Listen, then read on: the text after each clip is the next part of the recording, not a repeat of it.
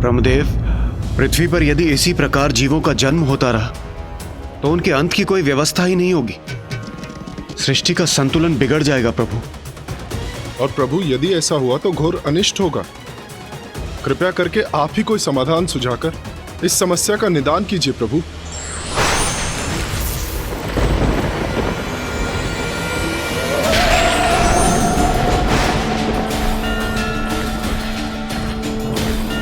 प्रणाम देवी भैरवी। प्रणाम देवी। मृत्यु मृत्यु मृत्यु।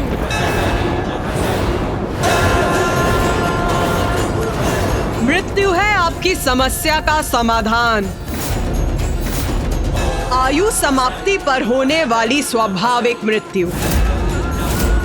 किंतु अभी मेरे द्वारा जीवों की आयु और मृत्यु का विधान निहित होना शेष है, और अपने भैरवी स्वरूप में मैं वही करने आई हूं। आयु समाप्त होगी तो जीव की मृत्यु हो जाएगी, ये तो उचित है। किंतु हमें यह कैसे ज्ञात होगा कि किस जीव की क्या आयु होगी और उसका अंत कैसे होगा? जीवों के जन्म के साथ जब उनके जीवन का आरंभ होगा, तब ब्रह्मदेव उनकी आयु भी निर्धारित करेंगे। प्रत्येक युग में मनुष्यों की आयु और लंबाई भिन्न होगी। सतयुग में मनुष्यों की आयु 100 सहस्त्र वर्ष और लंबाई 21 हाथ होगी।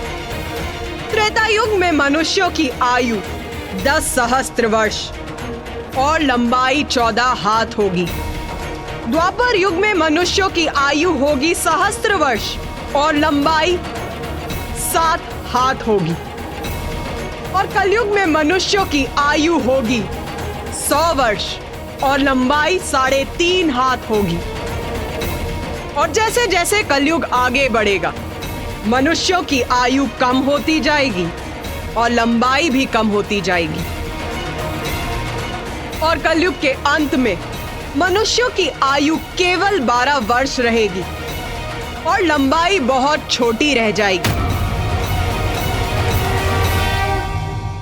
सामान्य रूप से युग के अनुसार मनुष्यों की यही आयु अवधि रहेगी, किंतु प्रत्येक मनुष्य की वास्तविक आयु उसके पूर्व जन्म के कर्मों के अनुसार उसके जन्म के समय निर्धारित होगी, जो दीर्घ भी हो सकती है और अल्प भी हो सकती है। माता, मनुष्यों की मृत्यु के बाद उनका तन मिट जाएगा, किंतु आत्मा कहाँ जाएगी? मेरे भुवनेश्वरी स्वरूप में 14 लोकों की रचना की थी मैंने।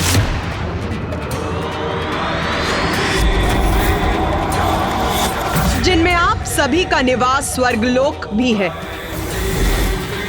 अब मैं अपने भैरवी स्वरूप में उस विशेष लोक की रचना करूंगी, जहां जीवन के उपरांत नश्वर शरीर के नष्ट हो जाने पर आत्माओं का वास होगा।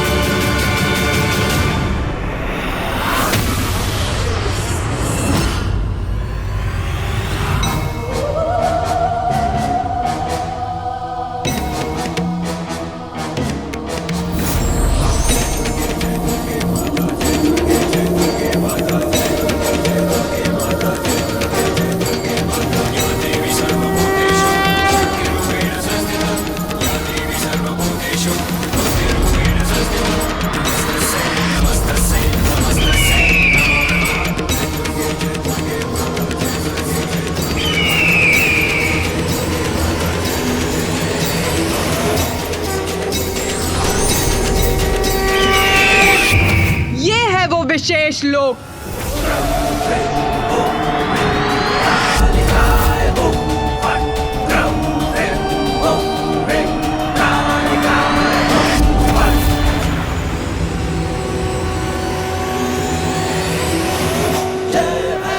धर्म परायण और सदाचारी जीवों की आत्माओं को यहाँ स्वर्ग लोक के सुखों का अनुभव होगा, और जो दुराचारी और धर्म भ्रष्ट जीवों की आत्माएं होंगी, ये लोक उनके लिए नर्क के समान होगा।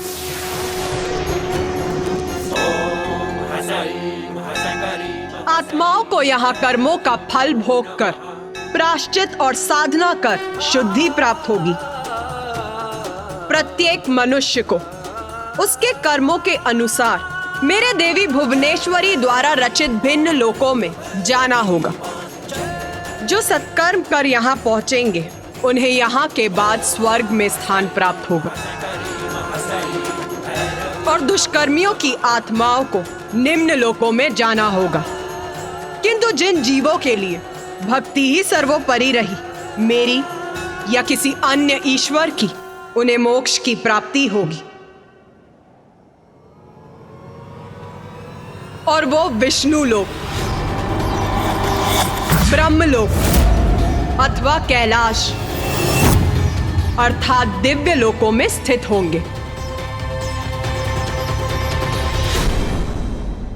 अद्भुत माता, जीवन और मृत्यु के चक्र को स्थापित करने हेतु प्रकृति के संतुलन को सुचारू रूप से बनाए रखने के लिए आपने अपने माता भैरवी स्वरूप में एक ऐसे लोक का निर्माण किया जहां मृत्यु के उपरांत आत्माओं का निवास हो।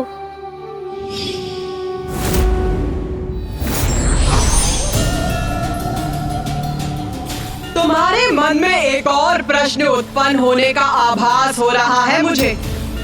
पूछ गणेश, पूछ, क्या पूछना है तुम्हें? माता, सूर्य देव के प्रश्न का उत्तर जानने के लिए ही मैं भी उत्सुक हूँ। आत्माओं के लिए एक अन्य लोक का निर्माण तो हो गया, किंतु उसको व्यवस्थित रूप से चलाने का दायित्व किसको सौंपा गया माता? ये प्रश्न सभी देवताओं के मन में भी रह रहकर उठ रहा था। देवी भैरवी संसार में प्रकट हुई, किंतु इससे मृत्यु की व्यवस्था पूर्ण नहीं हुई थी। उसके लिए एक काल देवता की आवश्यकता थी, जो हमारा प्रतिनिधित्व कर इस कार्य का दायित्व संभाले। उनकी सहायता के लिए काल के दूत की आवश्यकता थी, और जो जीवों की आत्माओं को बंदी बनाए, उस पाश की आवश्यकता थी। पाश? जीवों की आत्माओं को बंदी बनाने के लिए पाश की आवश्यकता थी। और माता, काल देवता के पद पर योग्य देवता की नियुक्ति भी तो आवश्यक होगी। वो कैसे हुआ माता?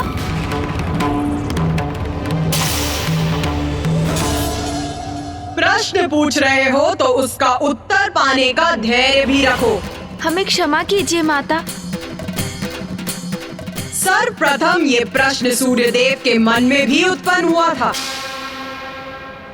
किंतु उन्हें कहा गया था कि इस प्रश्न का उत्तर उनसे ही जुड़ा हुआ था। उत्तर सूर्यदेव से जुड़ा था, अर्थात माता?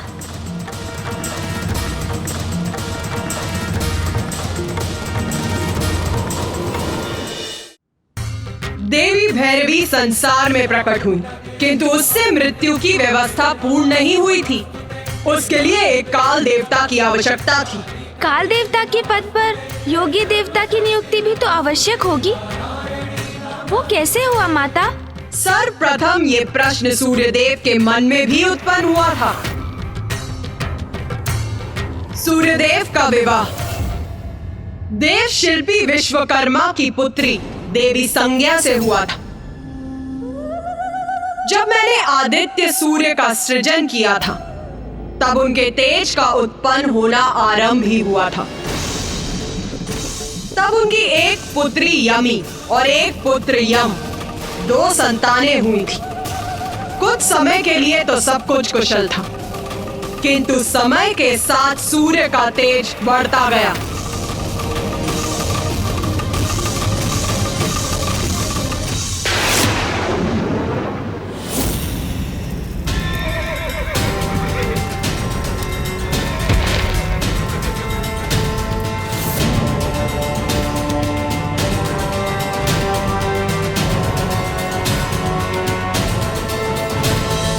देवी संज्ञा,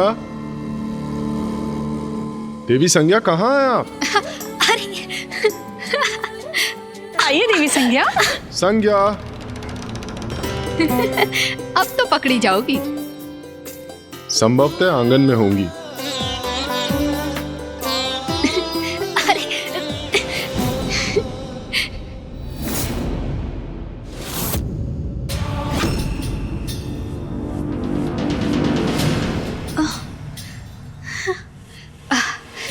इतना प्रचंड तेज, इतना तीव्र प्रकाश। ओह,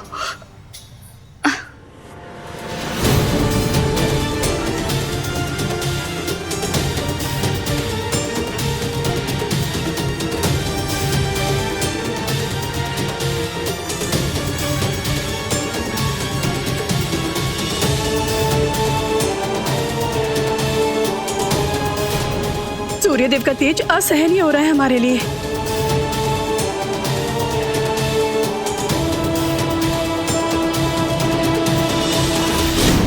स्वामी, इस तीव्र ताप का यही अर्थ है कि स्वामी निकट हैं।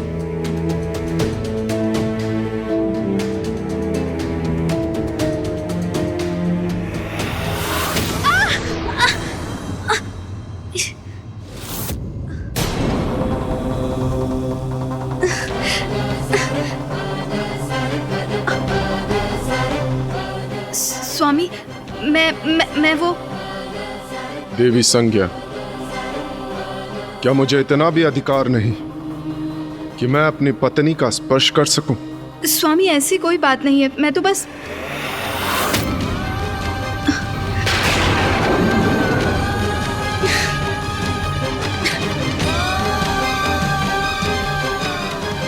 देवी संज्ञा,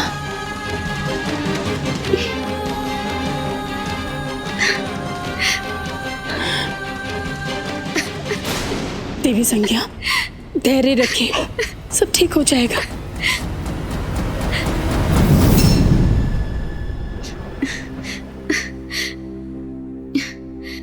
स्वामी, मुझे समझने का प्रयास कीजिए।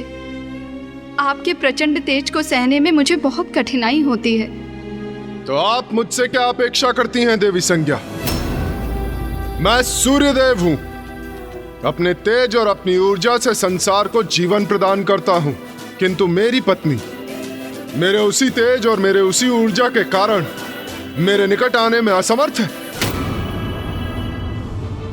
और यदि ऐसा ही है तो क्या मैं यहां से कहीं चला जाऊं, अथवा आप सदा के लिए अपने पिता के निवास लौटना चाहती हैं? किंतु स्मरण रहे, आप सूर्यलोक की स्वामिनी है। आपके दायित्व है। आपका पुत्र है जो शीघ्र अपने तप के लिए प्रस्थान करने वाला है। और यदि आप भी यहां से चली गई तो मैं एकाकी कैसे रहूंगा? नहीं, आप कहीं नहीं जा सकती। समाधान भी आप ही को ढूंढना होगा, क्योंकि समस्या आपकी है, मेरी नहीं। आपका पति हूं मैं, और आपका सानिध्य प्राप्त करना मेरा अधिकार है।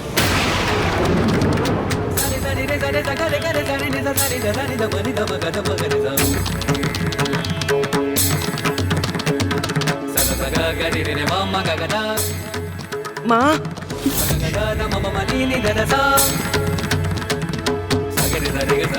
माँ,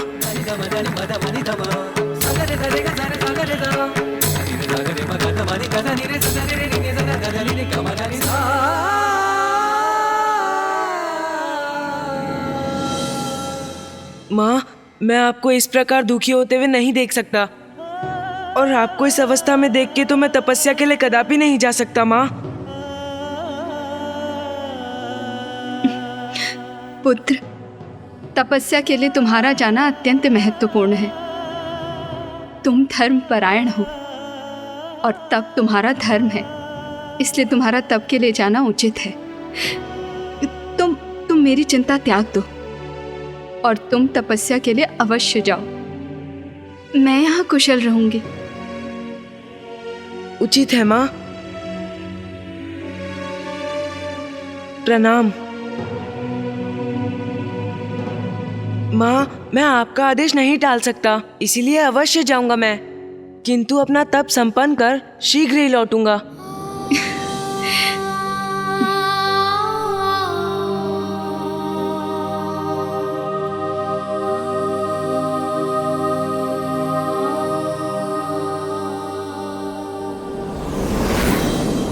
मैं क्या करूं माँ? जैसे जैसे स्वामी का तेज बढ़ता जा रहा है, मैं उनके निकट जाने में, यहाँ तक कि उन्हें देख पाने में भी असमर्थ हूँ। किंतु मैं अर्धांगिनी हूँ उनकी, मुझ पर अधिकार है उनका। मुझे कोई उपाय सुझाइए माता, मेरा मार्गदर्शन कीजिए। मैं करूँ तो क्या करूँ? मैं करूँ तो क्या करूँ माँ?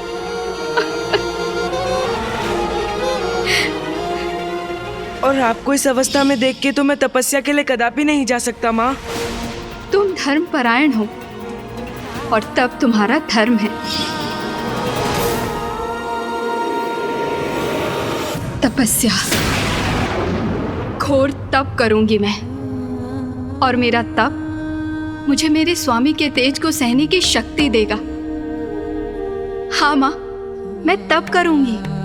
किंतु स्मरण रहे, आपका पुत्र है जो शीघ्र अपने तप के लिए प्रस्थान करने वाला है, और यदि आप भी यहां से चली गई तो मैं एकाकी कैसे रहूंगा? किंतु मैं अपने तप के लिए यहाँ से कैसे जाऊं? स्वामी मुझे कभी कहीं जाने की अनुमति नहीं देंगे, और उनके निकट रहते हुए मैं अपना तप भी नहीं कर पाऊंगी। क्या करूं मैं करूं तो क्या करूं?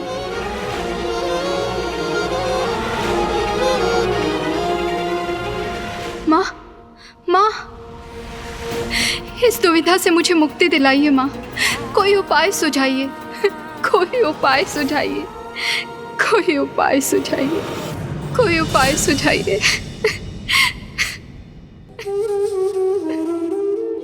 कोई उपाय सुझाइए माँ, कोई उपाय सुझाइए।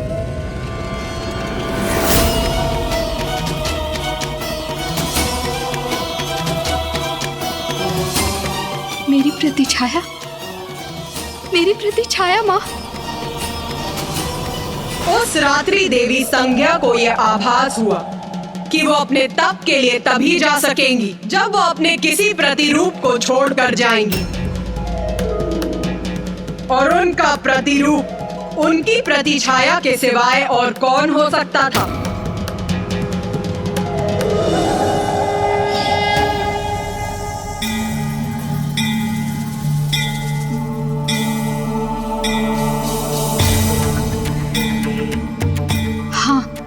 यही उचित है, माँ का भी यही संकेत है। यही करूंगी मैं, अपनी इस छाया को यहाँ स्थित करूंगी।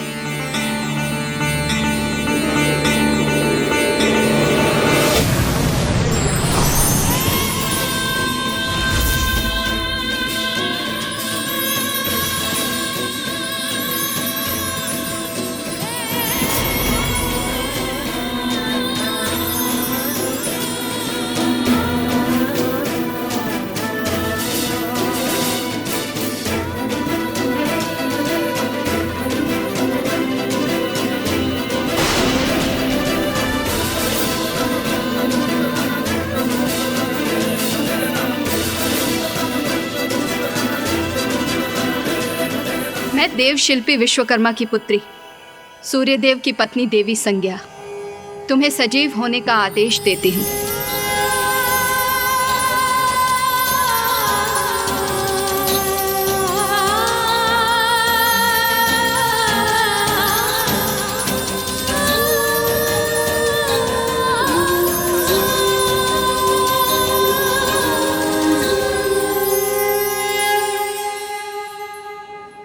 तुम छाया हो, मेरी प्रतिछाया।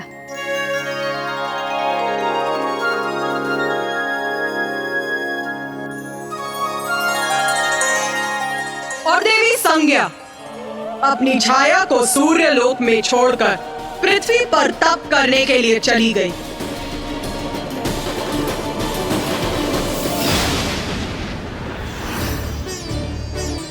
स्वामी,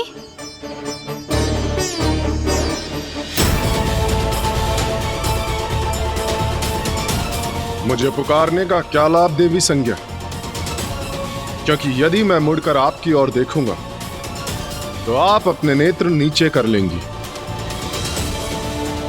जो कहना है वहीं से कहिए, मैं सुन रहा हूं।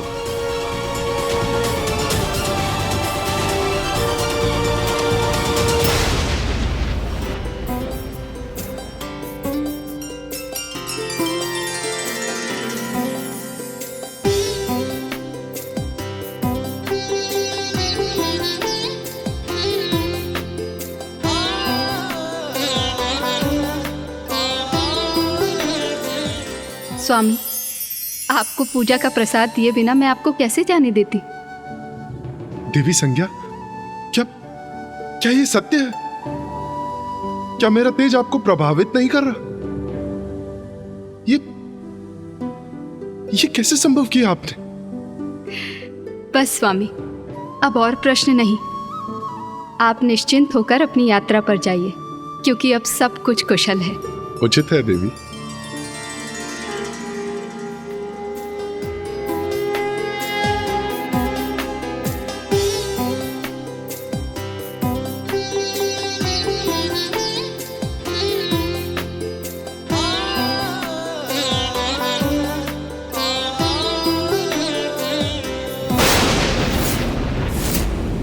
मैं देवी संज्ञा नहीं, छाया हूं सूर्यदेव। मैं आपकी पत्नी नहीं, मात्र उनकी प्रति छाया हूं। मैंने देवी संज्ञा को वचन दिया है कि मैं आपकी देखभाल करूंगी और किसी को भी ये ज्ञात नहीं होने दूंगी कि वो सहज आपका सानिध्य प्राप्त करने के लिए यहाँ से बहुत दूर तपस्या करने गई हैं। सूर्यदेव, जब माता संज्ञा तपस्या करने सूर्यलोक से चली गईं, तो क्या आपको कभी उनकी अनुपस्थिति का आभास नहीं हुआ? क्या ऐसा कभी प्रतीत नहीं हुआ कि छाया माँ संज्ञा माँ तो है ही नहीं? प्रथम पूज्य गणेश जी, देवी छाया देवी संज्ञा की प्रतिरूप थी। सभी प्रकार से वो उनके समान थी और मैं भी अपनी पत्नी का साथ पुनः पाकर अत्यंत प्रसन्न था। और जब भी मैंने उनके भीतर आए हुए परिवर्तन का रहस्य जानने का प्रयास किया तो सदा उन्होंने उस प्रश्न को टाल दिया। तब तनिक शंका अवश्य होती थी मुझे। तो क्या आप कभी सत्य ज्ञात कर सके सूर्यदेव? हाँ गणेश जी। ये सत्य कैसे जाना आपने सूर्यदेव, बताइए ना। गणेश, तुम पुनः वो प्रश्न पूछ रहे हो जिसका उत्तर देने का समय अभी नहीं आया है। क्षमा कीजिए माता, मैं तो बस उत्सुकतावश पूछ रहा था।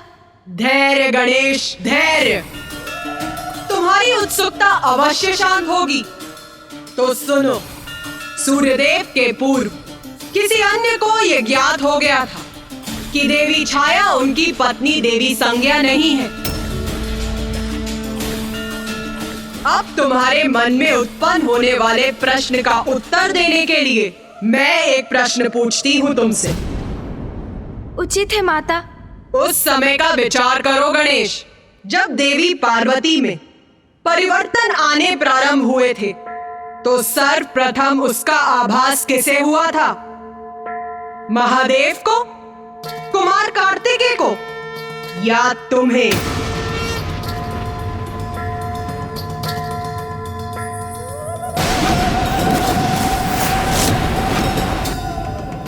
मुझे माता।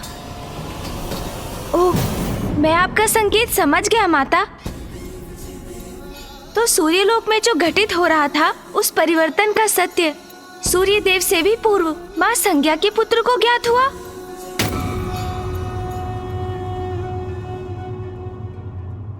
देवी छाया यम से अपना सत्य नहीं छिपा सकी, क्योंकि माँ के आंचल की ममता, माँ की ममता भरी दृष्टि और उनमें आया हुआ परिवर्तन संतान के नेत्रों से छिपाया नहीं जा सकता।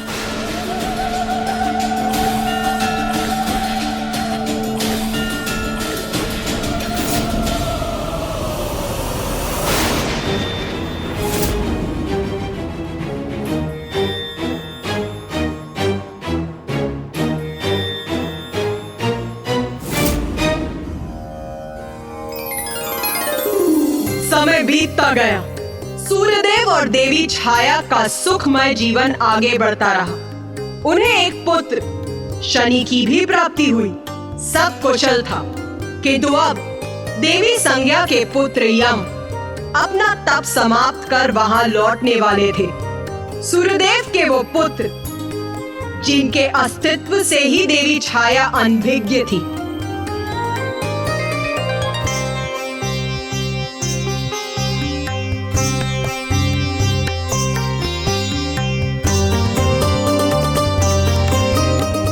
माँ कितनी आनंदित है, अर्थात यहाँ सब कुशल है। मैं माँ को चकित कर दूंगा।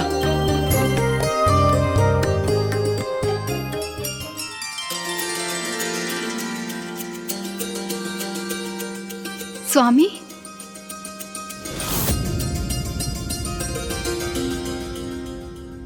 यहाँ तो कोई भी नहीं है। प्रणाम माँ। ये कौन है? यहाँ कैसे आया? क्यों आया? कौन हो तुम? और मुझे स्पर्श करने का साहस तुमने कैसे किया? माँ ने मुझे पहचाना नहीं और माँ भयभीत भी है मुझसे। स्वामी, ये जो भी है, किंतु मेरी माँ कदापि नहीं है।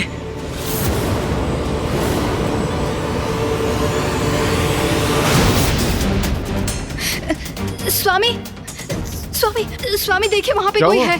वहाँ वो कोई है। कौन? वो वहाँ पे। ये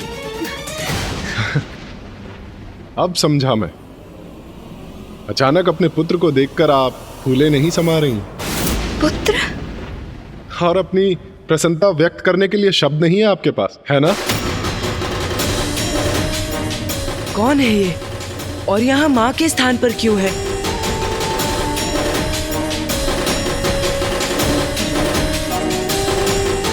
देवी संज्ञा, अब यहाँ स्तब्ध ही खड़ी रहेंगी? इतने समय बाद लौटा है आपका पुत्र। क्या उसके लिए उत्तम भोजन का प्रबंध नहीं करेंगी? जी स्वामी, उचित है।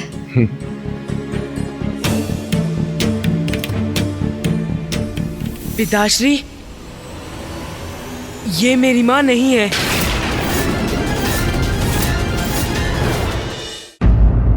ये मेरी माँ नहीं है पिताश्री। ये कैसा अनुचित कथन है यमका? ये क्या दृष्टता कर रहे हो तुम? ये तुम्हारी माँ नहीं है? ये कहने का क्या अर्थ है तुम्हारा? स्वामी, सूर्यदेव, आप अपने पुत्र पे क्रोध मत कीजिए। वो सत्य कह रहा है। वो सत्य कह रहा है। वो सत्य कह रहा है। मैं उसकी माँ नहीं। मैं देवी संज्ञा नहीं।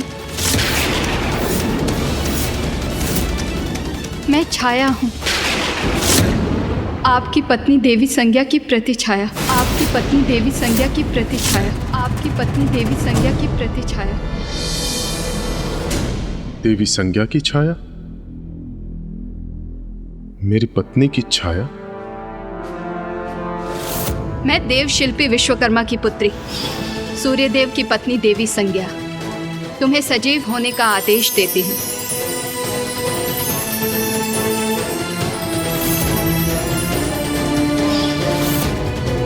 तो अंततः इस प्रकार सूर्यदेव को सत्य ज्ञात हो ही गया। हाँ, देवी छाया ने अपना सत्य विस्तार से सूर्यदेव को बताया और उन्हें आभास हो गया कि अपने अत्यधिक तेज के कारण वो अपनी पत्नी देवी संज्ञा का सानिध्य प्राप्त नहीं कर सकते।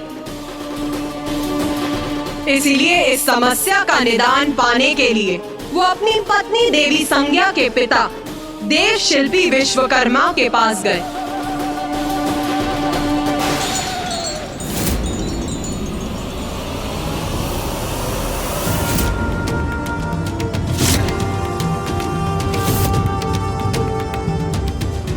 अपना तेज घटा नहीं सकता, और मेरे तेज के कारण आपकी पुत्री और मेरी पत्नी संज्ञा मेरे निकट नहीं आ सकती।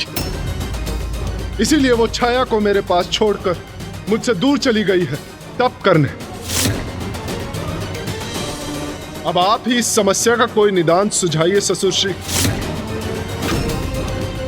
बताइए मुझे कि मैं क्या करूं? मैं क्या करूं?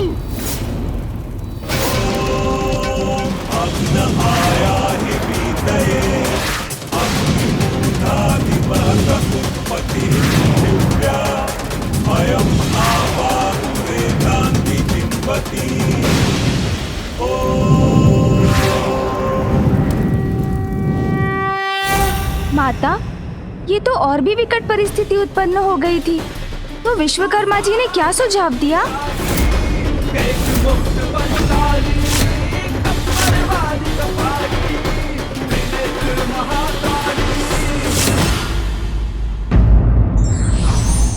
सत्य तो सत्य है, उजागर हो ही जाता है।